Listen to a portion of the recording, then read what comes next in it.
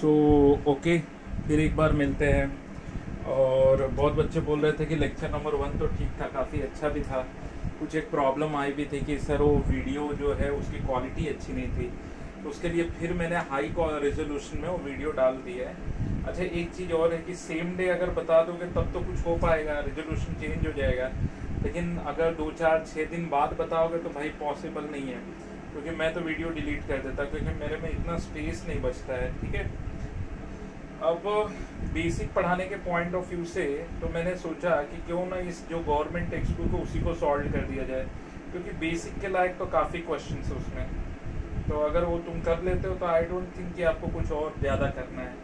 तो मैं एक्सप्लेन करने जा रहा हूँ 3.1, और 3.1 में भी मैंने पहले स्टार्ट कर लिया question number 1, and question number 1 का फर्स्ट देखो उसी तरह डेरिवेटिव की तरह इंटीग्रेट, तो ये मैं आई खुद से लिख रहा हूँ।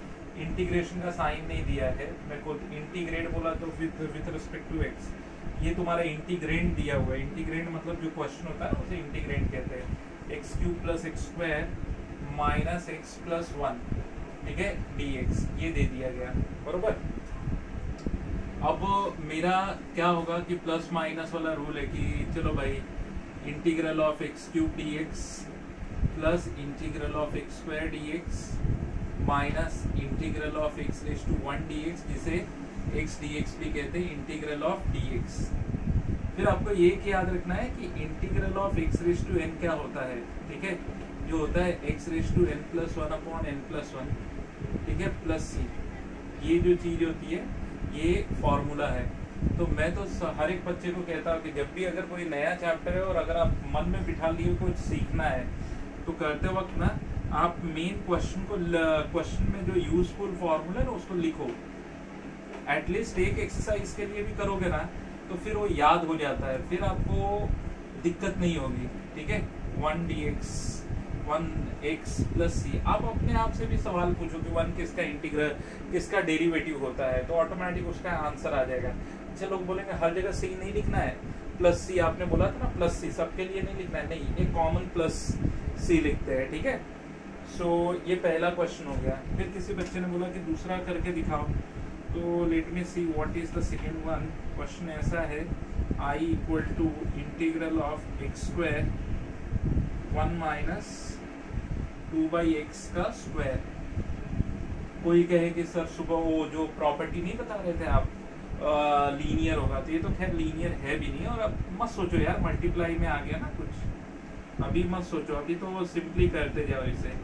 ये हो जाएगा 1 minus 4 upon X plus 4 upon X square dx। अब ब्रैकेट खोलो, i equal to X square dx minus 4 बाहर आएगा x raise to 1 dx plus 4 बाहर आएगा ये dx। फिर i equal to X raise to 3 upon 3 minus 4x raise to 2 upon 2 plus 4x plus c। तो देखो आ गया, आई होप इसमें कोई दिक्कत तो नहीं होनी चाहिए। कोई बच्चा अगर कह रहा है कि दिक्कत है तो थोड़ा एक बार रिवाइज कर लो पीछे वाला। ठीक है, सो पहला एक्सरसाइज है, काफ़ी इजी न्यूमेरिकल्स है। अच्छा, कुछ बच्चे कंप्लेंट कर रहे थे कि सर जेई का लेक्चर बोलते हैं और बोर्ड का पढ़ाते हैं। देखो भाई, बोर्ड जेई ऐसा कुछ होता नहीं है, मैं तो इसलिए बोर्ड पढ़ा देता हूँ कि बोर्ड मतलब होता है बेसिक। जिस बच्चे को बेसिक पे कमांड है, उसके बाद मैं कितना भी ट्विस्ट एंड टेल करूँ, आप क्वेश्चन को आराम से पकड़ सकते हो कि हाँ एग्जैक्टली क्या हो रहा है। जैसे जैसे मेरे लेक्चर चलेंगे, पहले 5 से 8 लेक्चर तो समझ लो बोर्ड के ही होंगे। ठीक है, और क्योंकि मेरा तुमको मालूम है कि टारगेट बेसिक पे ज़्यादा फोर्स करना होता है, बेसिक। ठीक है, अगर कोई बच्चा ऐसा भी है जो मुंबई या महाराष्ट्र के बाहर का है, तो बेटा ये आप लोगों के बोर्ड से भी रिलेटेड हो सकता है। And I am using the full working rule. मतलब मैं कोशिश कर रहा हूँ कि जैसे बोर्ड में आप लिखोगे और मार्क्स मिल जाए, क्योंकि देखो पहले तो जब आप लिखते हो ना तो बहुत सारी चीजें एक बार में क्लियर हो जाती है। ठीक है, अब ये है वही सेम, इसे अलग अलग करो और स्टैंडर्ड फॉर्म में रखने की कोशिश करो। और बहुत बार तो ऐसा होता है कि सिर्फ आप एक सवाल खुद से पूछो कि भाई इसका डेरिवेटिव क्या होता है। ठीक है, dx। अब x रूट x है तो देखो x रूट x का मतलब क्या हो गया, x रूट x मतलब x raise to 1 into x raise to half, तो x raise to 1 plus half, तो कितना हो गया x रेज टू 3/2। तो ये चीज ऐसे हो जाएगी x रेज टू 3/2 माइनस 7 बाहर रख लो 1 dx। और अगर और स्टैंडर्ड इसे बनाना चाहते तो इसे न्यूमरेटर में ले जाओ, क्योंकि x raise to minus 3/2 dx। और फिर मैं बार बार इस बात पे फोर्स कर रहा हूँ कि देखो इस चीज की तुम लोग आदत डाल दो, वो आदत ये है कि integral of x raise to n क्या होगा, क्योंकि जितनी बार फॉर्मूला लिखोगे आप उतनी ही बार चीजों को सीखते जाओगे, n+1+c। ठीक है, तो i इक्वल टू, अब सवाल पूछो, खुद से पूछो, 6x किसका डेरिवेटिव होता है, और अगर डेरिवेटिव तुम्हारा अच्छा है, फॉर्मूले अच्छे ढंग से आ रहे हैं, तुम्हारा मन फटाफट आंसर देगा। पूछो कि भाई log 1/x किसका डेरिवेटिव होता है, तो आंसर आएगा log x का होता है। फिर -3/2 है तो ये सेम फंडा लगाओ, +1 करेंगे तो -1/2 हो जाएगा, x रेज टू -1/2 अपॉन जो पावर आया वही नीचे रहेगा, -1/2 माइनस 7x + c। हाँ, अब आंसर आ चुका है, बस ये किसका है इसे थोड़ा सा सजा के लिख लो, -4 log x minus 2/x raise to -½ नीचे आएगा +½ और +½ मतलब √x माइनस 7x + c। तो होपफुली ये आंसर आ गया।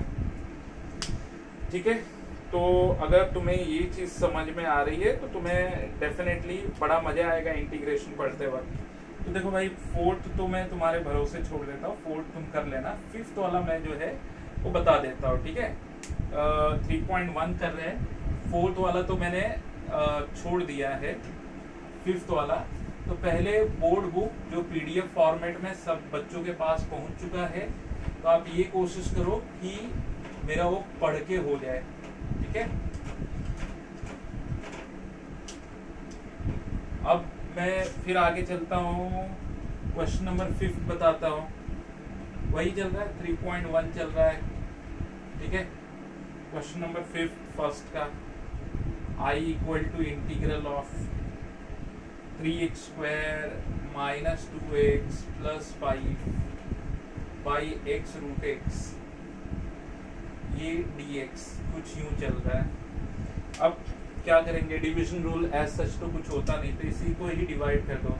अभी तो बताया कि डिवीजन ये हो जाएगा x², ये हो जाएगा x रेज टू 3/2 dx, ये हो जाएगा 2x raise to 1/x raise to 3/2 dx, ये हो जाएगा 5 dx upon x raise to 3/2। ठीक है, ये 2 में से 3/2 गया, 3/2 मतलब 1.5 ना, 1.5, तो आधा ही तो बचेगा, मतलब x रेज टू आधा पावर। ठीक है, अब ये 1 माइनस 3/2, एक में से 1.5 गया, माइनस आधा पावर। ये तो बहुत छोटा सा कैलकुलेशन है, x raise to minus 3/2 dx, formula अभी ये हो जाएगा integral of x raise to n dx, x raise to n+1 upon n+1 plus c, तो आंसर आएगा 3 into x raise to 3/2 upon 3/2 minus 2 into x raise to half upon half. ठीक है, plus 5 into x raise to 1 add किया तो -½ upon -½ plus c। ठीक है, ये तो 3 से कटेगा, I equal to 2x raise to 3/2। ठीक है, माइनस ये हो जाएगा 4x raise to half half लिखो, √x लिखो, क्या फर्क पड़ता है। अच्छा चलो, तुमको ये कहे कि √x ही लिखना है, -10/√x प्लस c। तो अगर आप बोर्ड की बुक देख रहे हो और बोर्ड की बुक से समझना चाहते हो तो ये मैंने कर दिया 3.1 का क्वेश्चन नंबर 5। अब इसको देख लो, फिर 3.1 का क्वेश्चन नंबर 2 आ रहा है।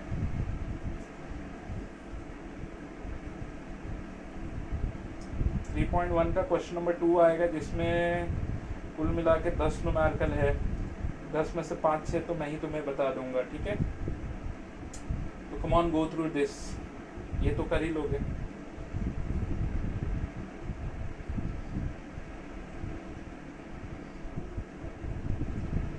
तो क्या बोलते, देख के हो गया? एक मिनट का पॉज लो और सारे फॉर्मूले रिपीट कर लो। 1 मिनट का पॉज और सारे फॉर्मूले, जो जो फॉर्मूले लग रहे हैं उसको रिपीट कर लो, वो ज्यादा जरूरी है।